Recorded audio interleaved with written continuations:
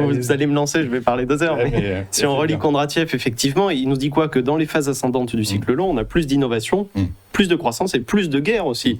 Et tout ça n'est pas incompatible. Et des taux plus élevés, etc. Et tout ceci, au contraire, n'est pas incompatible, mais je dirais pas complémentaire, mais en tout cas, ça fait partie d'un contexte général de rééquilibrage des forces économiques et géopolitiques aussi, des tensions sur les matières premières comme on les connaît en ce moment. Donc, effectivement, il y a des choses plus structurelles derrière tout ça. Tout ce qu'on connaît aujourd'hui a des moteurs structurels assez puissants qui, pour l'instant, effectivement, se confirment année après année. Nous sommes de retour en direct sur le plateau de TV Finance. Merci beaucoup si vous nous rejoignez à l'instant. Merci beaucoup pour votre fidélité. Et on poursuit dans notre esprit, dans notre philosophie qui est de vous apporter un maximum de clés de compréhension pour que vous puissiez adapter vos stratégies d'investissement au trading en conséquence ou bien tout simplement comprendre un monde qui file à 1000 à l'heure. Et pour ce faire, j'ai le plaisir de retrouver sur le plateau de TV Finance Thomas Andrieux. Bonjour Thomas. Bonjour. Merci Thomas d'avoir accepté notre invitation. Thomas Andrieux, vous êtes spécialiste des questions économiques et financières. Avec nous pour parler dans un premier temps d'inflation, puisque vous le savez, l'indice PCE, l'indice favori de la Fed, va être publié cet après-midi. Il est attendu en hausse par le consensus des économistes. À l'heure où le détroit d'Ormuz réouvre partiellement, où les prix du pétrole se détendent et repassent sous les niveaux qui étaient les leurs avant cette guerre d'Ormuz, peut-on supposer que l'inflation américaine notamment est sortie de la difficulté, de cette difficulté, ou au contraire, elle va revêtir un nouveau visage plus structurel, un nouveau visage auquel il faut se confronter? Alors, effectivement, l'inflation aux États-Unis aujourd'hui, c'est 4%. C'était 2,4% en février. Donc, on a eu un choc inflationniste manifeste. On ne peut pas dire qu'on y est sorti pour l'instant. Et effectivement, quand on avait eu le choc à l'époque, là par exemple, c'est la comparaison entre la hausse des prix du pétrole et l'impact sur l'inflation. Cet impact est le plus fort 2 mois après la hausse des cours du pétrole. Et à l'époque, effectivement, j'évoquais notamment si ça restait sur effectivement les $100 le baril, etc., 4% d'inflation à peu près, donc on y est. Le conflit en Iran s'est apaisé. Bon, ça ne veut pas dire qu'il ne va pas reprendre demain. Tout est toujours possible. Donc, dans ce cas de figure, effectivement, on peut s'attendre à ce que l'inflation temporise dans 2-3 mois. Cependant, on a, comme je disais, 4% d'inflation. Une inflation sous-jacente qui est également assez élevé à 3%. En zone euro, je crois, on est à 2,6 d'inflation sous-jacente. Donc ça veut dire quand même que on est au-dessus, et je dirais nettement au-dessus de la cible d'inflation à 2% quand on prend l'inflation hors énergie et éléments de base. Et effectivement, ce qui va advenir, c'est la politique des banques centrales dans un second temps. Et aujourd'hui, on aura la publication effectivement du CPE, et c'est un chiffre important parce qu'on a une croissance, notamment des dépenses des consommateurs de l'ordre de 4% attendus. Donc c'est pas négligeable. Ça veut dire que malgré l'inflation aux États-Unis, les consommateurs résistent et l'emploi résiste encore plutôt bien, pour ne pas dire très bien aux États-Unis. C'est un peu moins le cas en Europe en termes de croissance, mais effectivement aux États-Unis, la situation est assez positive, ce qui peut inciter la Fed à relever ses taux, ce qui a d'ailleurs eu un impact notable ces derniers jours sur le dollar, l'or et tout un tas d'actifs. Le dollar qui a atteint un plus haut de 13 mois ce matin, quelles en sont les raisons principales? Effectivement, c'est cette anticipation de hausse des taux, c'est-à-dire que le marché a relevé ses anticipations de hausse des taux, notamment pour septembre, potentiellement 25 points de base de plus. Jusqu'à là, la Fed avait des taux légèrement supérieurs à l'inflation. Maintenant, on est dans une situation un peu opposée, mais la Fed, effectivement, a toujours une marge de manœuvre, en ce sens qu'elle a déjà des taux assez élevés par rapport, quand on regarde d'autres zones monétaires. Donc, dans ce cadre-là, effectivement, ça fait bouger beaucoup d'actifs. Le dollar en priorité. Pareil, l'euro, du coup, a perdu du terrain face au dollar. Et ce qui va être intéressant de remarquer, c'est est-ce que cette anticipation est justifiée? Et même si elle est justifiée, jusqu'où elle pourra aller? Parce que si l'inflation se temporise en septembre, qu'est-ce qui se passe? Alors, ce qui est intéressant, c'est que quand on étudie le comportement de l'inflation, l'inflation tend à avoir des comportements symétriques sur une dizaine d'années, et en particulier quand on étudie les cycles longs de l'économie, dans une phase de croissance ascendante comme c'est le cas actuellement, eh bien on a souvent 2 pics d'inflation. Donc le premier a été 2022, ce pic d'inflation est souvent assez fort, et il est suivi d'un deuxième pic d'inflation un peu moins fort, mais tout de même un pic d'inflation qu'on est en train de, maintenant qu'on est en train de connaître, qui s'étale sur quelques mois, mais qui a quand même une capacité de dérèglement, on va dire, sur l'économie assez forte. Mais alors justement, Thomas, je vous coupe. Ce que vous dites, c'est que l'étude des cycles permet finalement un peu d'anticiper ou d'expliquer a posteriori, en tout cas, les situations dans lesquelles nous situons. Ceci étant, comment dire, cette guerre d'Ormuz ou cette guerre en Iran, comment dire, est difficile à intégrer dans, je dirais, les variables qui expliquent la construction des cycles. Du coup, par la force des choses, est-ce que l'inflation d'aujourd'hui, qui est à ces niveaux-là, elle n'a pas une raison plus structurelle que la géopolitique ? Alors oui, effectivement, on peut le voir de ce point de vue-là, tout à fait, parce que typiquement, si on relit Kondratiev, vous allez me lancer, je vais parler 2 heures, mais si on relit Kondratiev, effectivement, il nous dit quoi ? Que dans les phases ascendantes du cycle long, on a plus d'innovation, plus de croissance et plus de guerre aussi. Et tout ça n'est pas incompatible. Et des taux plus élevés, etc. Et tout ceci, au contraire, n'est pas incompatible, mais je dirais pas complémentaire, mais en tout cas, ça fait partie d'un contexte général de rééquilibrage des forces économiques et géopolitiques aussi, des tensions sur les matières premières, comme on les connaît en ce moment. Donc, effectivement, il y a des choses plus structurelles derrière tout ça. Tout ce qu'on connaît aujourd'hui a des moteurs structurels assez puissants qui, pour l'instant, effectivement, se confirment année après année. Alors, bien sûr, avec des particularités, mais ça explique aussi le grand retour des métaux ou tout un tas de choses. Exactement, la géopolitique, on l'a tous bien compris, qui se tourne beaucoup autour du pétrole, mais également des terres rares. La confrontation États-Unis-Chine peut se lire aussi sous cet angle-là. Vous dites que ces grands cycles inflationnistes se tirent par donc les guerres, mais également par l'innovation. L'innovation actuellement, c'est l'intelligence artificielle. Micron a publié ses résultats hier, qui sont excellents, mais la visibilité est plus courte qu'avant. Ils nous en offrent jusqu'à 2027. Ceci étant, ce que l'on lit également à travers le rapport, à travers beaucoup d'autres choses également, c'est qu'en fait, on est mis face, on peut parler d'inflation, d'une raison structurelle à cette inflation qui serait la hausse des coûts de l'intelligence artificielle. Est-ce que c'est le cas ? Est-ce que ça va durer ? Est-ce que c'est une explication valable selon vous ? Alors effectivement, il suffit de voir ce qui se passe au niveau des indices boursiers. En quelques années, on est passé d'une concentration de la tech dans le S&P de 30%, un peu moins, à 40% aujourd'hui, et ça continue. Et en fait, quand on regarde dans le détail, la plupart des secteurs sous-performent, et le seul qui tire vraiment le S&P, notamment aux États-Unis, c'est la tech. Autre élément important, c'est qu'effectivement, on est dans un marché haussier assez important sur les actions depuis 2023. Donc depuis la dernière vague inflationniste, et ce marché haussier assez important a provoqué effectivement une poussée haussière particulièrement forte qui ne s'arrête pas ou difficilement. Donc on a eu des trous d'air avec Trump, etc.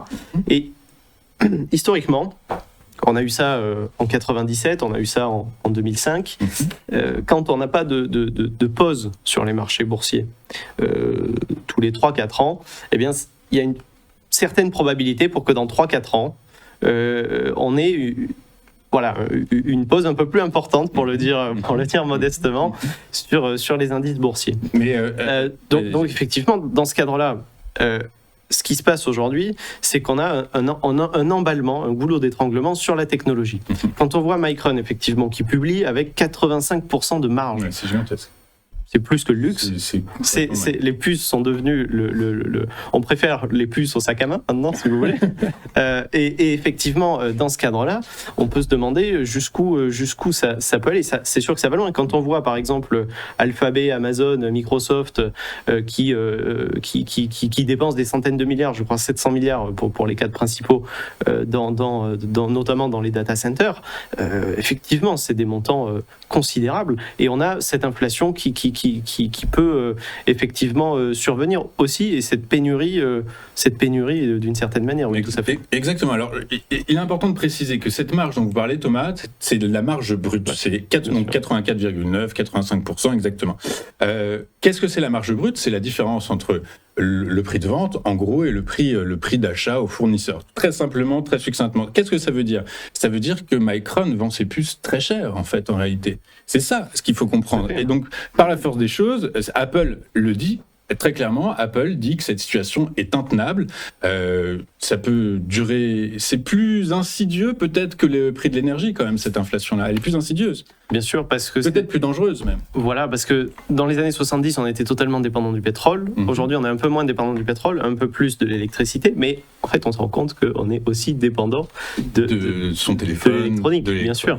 On peut pas faire sans, et surtout avec l'IA maintenant, c'est complètement inimaginable. Donc tout à fait. Et ce qui se passe en économie quand on a ces situations un peu aberrantes, bon, c'est la naissance d'un marché. Quand il y a un nouveau marché, c'est normal qu'on ait des acteurs ou un certain monopole avec des marges importantes. Ça va les inciter effectivement à produire plus, et c'est pas impossible qu'on ait de nouveaux acteurs. Maintenant, il faut s'assurer qu'on en ait les capacités. Vous parliez des terres rares, effectivement. Si on n'a pas les capacités dans certains pays d'approvisionner pour d'autres technologies, etc., c'est un vrai problème. On avait déjà parlé de l'argent, par exemple, avec les panneaux photovoltaïques, enfin tout un tas de choses. Donc oui, ça pose un vrai problème. Donc à long terme, il devrait y avoir de nouveaux acteurs, mais c'est vrai que c'est un marché qui accélère tellement vite qu'il peut y avoir des dysfonctionnements, des difficultés, voilà, des mauvais ajustements, des mauvaises anticipations, des surprises aussi à l'échéance de 2-3 ans, sans parler évidemment des impacts à long terme aussi sur l'emploi, sur tout un tas de choses dans la société qui peuvent être significatives, oui, dans un horizon proche finalement, avant 2030. Exactement, parce que si j'ai bien compris, Thomas, vous m'arrêtez, c'est vous le spécialiste, mais si j'ai bien compris, le choc pétrolier, c'est un choc d'offre, en fait, en réalité, qui va se réduire par on coupe ou on ferme les vannes, en gros, alors que là, cette inflation tirée par l'intelligence artificielle, elle est tirée par la demande, en fait, en réalité, par les entreprises qui ont besoin de ces puces pour continuer justement à rester leader sur leur marché, conserver leur part de marché, puisque vous l'avez bien dit, ce marché va s'ouvrir et où il va se concentrer, on n'en sait trop rien, mais en tout cas, les leaders d'aujourd'hui sont certainement pas les leaders de demain, et en tout cas, c'est toute le côté un peu vicieux de cette inflation, c'est qu'elle est financée par des entreprises qui ont des bilans extrêmement solides. C'est ça, non, c'est une inflation par la demande et dans un environnement de taux plus élevé aussi. Donc quand on a des entreprises gigantesques de la tech qui dépensent des centaines de milliards et qui se financent à des taux un peu plus élevés, qui sont encore raisonnables dans les conditions actuelles, mais effectivement ça crée une sensibilité, ça crée une sensibilité à la dette potentielle, voilà, donc c'est pour ça qu'on disait des surprises en cas de mauvaises annonces ou ce genre de choses, oui, tout à fait. Le 10 ans américain qui a 4,14 là ce matin, on a frôlé les 4,8, on est allé même jusqu'au 4,8 il y a quelques semaines, ça va peser sur les bilans des géants de la tech, du coup, par rapport à des choses, comment on pourrait dire, c'est confiscatoire, c'est pas le bon terme, mais est-ce que c'est c'est pas un bon environnement? Oui, non, c'est pas confiscatoire à ce niveau-là, mais je sais pas ce que je voulais dire. Effectivement, tout à fait, on est sur une situation où ça a un coût. Alors, on peut plus s'inquiéter pour les gouvernements que pour les entreprises de la tech. Voilà, ça c'est une certitude. Et donc là, on le voit sur le graphique, notamment, voilà, les fameuses vagues d'inflation sur 10 ans en moyenne, donc avec ce schéma noir, et cette deuxième vague d'inflation, tout pareil, autour de 4%. Donc là, on y est en plein dedans. Mais effectivement, pour vous répondre sur les taux, ce qui va être intéressant de noter, c'est comment, d'une part, les gouvernements se comportent, et d'autre part, la liquidité sur les marchés. Parce que là, il y a un point important.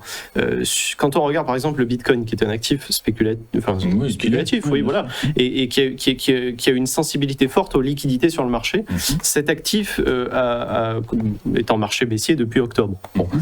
Conformément d'ailleurs à ces cycles de 4 ans. Oui, c'est ça. Donc, lui ne les a pas quittés. Il n'y a pas de sujet, ouais. Bien sûr. En revanche, ce qui est notable, c'est qu'on a une divergence entre, d'une part, les actions et d'autre part, par exemple, le Bitcoin, qui est en quelque sorte un indicateur de liquidité. Et dans ce cadre-là, effectivement, on peut se demander sur les indices boursiers jusqu'où ça ira finalement, jusqu'où cette polarité va nous porter. Donc, Le coût de la dette est un sujet important aussi à surveiller. Et notamment, quand on voit le coût de la dette américaine à 4,5, effectivement, c'est pas négligeable sur des sommes aussi importantes. C'est pas négligeable. Alors justement, la Fed qui va relever ses taux a priori pour sa réunion de septembre, ça, vous parlez de liquidité, ça va enlever de la liquidité encore plus au marché risqué et ça va les engager vers les bons du Trésor américain. On anticipe ça, on anticipe une seconde vague de baisse des grands indices mondiaux. C'est une possibilité, surtout qu'on arrive dans la période d'été, donc un peu creuse pour les marchés. Il y a cette éventualité, et puis il y a les introductions en bourse comme SpaceX qui absorbe beaucoup de liquidités, les émissions obligataires, les augmentations de capital, donc tout un tas de choses. Le marché est très sollicité aujourd'hui. En tout cas sur les géants de la tech et évidemment par les gouvernements pour fournir de la liquidité, mais le capital se raréfie. Et ça, c'est un vrai sujet, parce que dans un contexte où le capital se raréfie, si on se projette dans 10 ou 15 ans, l'enjeu pour les entreprises, ce sera de maintenir des marges importantes. Aujourd'hui, on est dans une situation où on a des marges tellement importantes que finalement, on peut augmenter le coût du capital, il n'y a pas trop de soucis. On peut lever des fonds, ça marche. Mais voilà, jusqu'à quand, ça sera un sujet important. Et quel est le retour sur investissement, surtout? Parce que c'est ça la vraie question que se pose le marché aujourd'hui. On reviendra à tout ça. Et on va parler de l'or dans un instant, et ce sera ma dernière question, Thomas. Mais vous parlez des entreprises demain, dans quelques années, donc une dizaine d'années. Est-ce que les entreprises qui arriveront à s'en sortir seront celles qui arriveront finalement, par la force des choses, à être les plus réactives face à un univers de plus en plus incertain, en fait, en réalité? Est-ce que la notion de marge sera encore si importante qu'elle l'est aujourd'hui? Je pense qu'elle le sera plus, oui, parce que effectivement, quand on a un coût du capital élevé, si demain on a un choc sur la demande, par exemple, du fait d'une raison X ou Y, effectivement, l'enjeu pour une entreprise, ce sera de maîtriser ses coûts, arriver à maintenir ses marges. Donc là, il y aura une incitation à l'innovation qui éventuellement se diffusera plus tard. Mais oui, l'enjeu pour une entreprise aujourd'hui, c'est maîtriser ses coûts. Enfin, dans 10 ans, bien sûr. Aujourd'hui, on est dans un contexte complètement différent où les coûts sont un sujet secondaire. C'est exactement un sujet secondaire. On est tout à fait d'accord. Thomas, dernière question. Après la ruée vers l'or de ces derniers mois, la dégringolade se vit sur le marché de l'or. 28% de perte, le métal précieux est repassé sous les $4,000. Pourquoi et jusqu'où? Alors, effectivement, on l'évoquait notamment au début du printemps. Le cours de l'or a énormément grimpé pour des raisons spéculatives. Sur le premier trimestre 2026, donc on a eu un retrait des investisseurs. Effectivement, la demande d'investissement a reculé. La demande de bijouterie aussi, mais ça c'est en conséquence de la hausse du prix plus qu'une cause de la baisse du prix. En revanche, fait très intéressant, les banques centrales ont augmenté leurs achats, enfin continuent d'acheter de manière toujours significative. Et vous savez ce qu'elles font en plus? Elles rapatrient cet or-là dans leurs propres réserves, puisqu'avant il était détenu aux États-Unis, en Europe, et là maintenant elles le gardent, elles l'amènent dans leur coffre à elles. Quand même. Et ce qui est surprenant, c'est que là, on a beaucoup de banques centrales, je dirais pas toutes évidemment, mais on a beaucoup de banques centrales dans beaucoup de régions qui achètent de l'or. Bon, on a quelques exceptions, la Turquie qui va prêter son or, certaines qui vont vendre temporairement, etc. Mais de manière globale, les banques centrales continuent d'acheter. Donc bon, c'est un signal intéressant. Sur l'or, on a eu une baisse des positions ouvertes, donc sur les contrats dérivés de 30% depuis effectivement septembre, donc depuis le sommet, depuis la plus forte pression haussière. Et cette position verte se stabilise ces dernières semaines. Ça veut dire que malgré la baisse de l'or ces dernières semaines, on a eu une stabilisation de la position ouverte. En novembre 2008, par exemple, à l'époque, on avait, en 2008, on avait effectivement eu ce trou d'air sur les marchés, une position ouverte intermédiaire et le cours de l'or qui est reparti ensuite. En d'autres termes, ce que je suis en train de dire, c'est que le cours de l'or aujourd'hui revient sur des niveaux où on peut se poser des questions. On a eu cet emballement spéculatif, mais on est sur les niveaux d'il y a un an, donc même pas, on est au-dessus encore. Donc le cours de l'or reste extrêmement fort. Quelques éléments intéressants, c'est que ce qui a poussé ces dernières semaines, depuis le mois de juin, à la baisse du cours de l'or de l'ordre de $400-500, c'est les taux l'anticipation de hausse des taux. Parce qu'il faut savoir que quand on fait un peu de statistiques, une augmentation de 5 points de base sur les taux réels provoque une baisse du cours de l'or à peu près autour de 90-100$. Ok. Voilà. Tout simplement pourquoi ? Parce que les investisseurs liquident leur position sur l'or et vont acheter encore plus sûr de la dette américaine. Un déterminant majeur du prix de l'or à moyen terme, c'est la demande d'investissement qui elle-même est regardée, est regardée à travers effectivement les taux réels. Donc ce que je veux dire par là, c'est que si demain on a vraiment une temporisation de l'inflation, tout ce qu'on connaît là sera plus ou moins annulé sur le cours de l'or. Cependant, on a rompu la tendance haussière depuis 2023 relativement, on est en train de tester et on n'a pas rompu la tendance haussière encore majeure. Et souvent, les phases haussières sur le cours de l'or durent 12 ans, donc on va voir si ça se confirme. Mais on est à combien là ? On est à 10 ans à peu près, donc un peu plus, 10 ans et demi peut-être. Mais effectivement, ça veut dire que la perspective d'un rebond n'est pas inimaginable, compte tenu des positions vertes qui stabilisent malgré la baisse et compte tenu des autres éléments. Bon, pour l'instant, on est en tendance baissière, mais il faut surveiller cette perspective de rebond parce que l'or reste un actif indispensable dans ce contexte-là. Et le coût de production qui nous détermine en quelque sorte un prix fondamental à long terme est aussi un indicateur intéressant puisqu'aujourd'hui il se situe autour de 1640$ l'once, ce qui nous mène à un prix, entre guillemets, fondamental autour de 2800-3000$, qui est aussi une moyenne mobile importante. Mais ce que je veux dire par là, c'est que quand on a un cours de l'or qui commence à revenir, admettons, vers 3500$ jusqu'à 3000$, ce qui est un niveau qu'on a connu il n'y a pas si longtemps finalement, et bien effectivement là on revient sur des zones de prix qui peuvent être intéressantes, en tout cas sur lesquelles on peut se questionner, mais voilà, ce sera intéressant de suivre qu'est-ce qui se passe en termes de taux, parce que ça va jouer, et je pense qu'effectivement on aura peut-être des changements, des revirements sur le cours de l'or. Même si on a dit que l'inflation devrait rester importante notamment aux États-Unis, même si on a dit que potentiellement la Fed allait augmenter ses taux en septembre, on ne sait pas pour 2027, mais pourquoi pas si l'inflation reste quand même sticky, auquel cas, normalement, ça invaliderait ce scénario. Enfin, ça validerait le scénario d'un retour vers les 2500$ l'once, mais ça invaliderait un scénario d'ensuite de rebond puissant et massif. Voilà, c'est-à-dire qu'aujourd'hui, le marché il est en train de pricer sur l'or une hausse des taux en septembre. Si cette hausse des taux se matérialise, peut-être il y aura une rechute encore éventuelle partielle, mais c'est vrai que si demain l'inflation se temporise, une ou deux hausses de taux, c'est pas le drame absolu, et ça remet pas en cause une tendance de fond sur des actifs. En revanche, oui, si on a un deuxième choc inflationniste, là, ça pourra qui impacte les taux, parce qu'on peut avoir de l'inflation et si les taux ne suivent pas, c'est plutôt bénéfique pour l'or. Donc effectivement, tout ça sera très intéressant à suivre et je pense que voilà, là on est toujours sur une correction saine, là la baisse s'accélère un peu, mais des indicateurs avancés à suivre. Ok, écoutez, on va suivre tout ça avec attention. Merci beaucoup Thomas d'avoir été avec nous ce matin. Thomas Andrieux, vous êtes spécialiste des questions économiques, financières et des cryptoactifs aussi également. Je me souviens qu'à vos débuts chez nous, vous nous parliez beaucoup de crypto-monnaies. De notre côté, écoutez, on va s'arrêter là. Merci beaucoup d'avoir été avec nous tout au long de cette matinée. Je vous rappelle que vous pouvez nous retrouver sur notre site internet tvfmedia.fr ou bien sur notre chaîne YouTube TV Finance. Et aujourd'hui, et buvez de l'eau, évidemment, on me hurle dans l'oreille, buvez de l'eau, ça m'a fait peur. Et effectivement, prenez soin de vous, mettez-vous à l'abri. Et puis donc les prochains catalyseurs, PCE côté États-Unis, et évidemment l'évolution de la géopolitique. Je vous souhaite une excellente journée sur TV Finance et à demain.